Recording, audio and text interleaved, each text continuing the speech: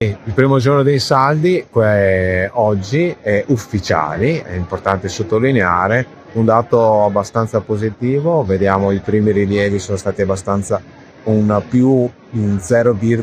dall'anno scorso, quindi è sempre un più davanti positivo. Siamo in centro a Padova, vediamo tante borsette, tanti negozi pieni, quindi questa ci dà soddisfazione. Soddisfazione dopo un inverno purtroppo molto difficile e ricco di promozioni, perché quando il mercato non risponde, il commerciante ovviamente genera promozione. L'unico regolamento commerciale del commercio è sul negozio fisico, il negozio online non ha regole, abbiamo lo stesso mercato con regole diverse, quindi dobbiamo lavorare per generare un regolamento comune che sarà molto difficile, vedrà purtroppo solo delle liberalizzazioni. Iniziano prima e quest'anno sarebbe la data ufficiale, sarebbe stata il 5, chiesto in proroga il 3 perché è un sabato ed è stato fortunato perché è una giornata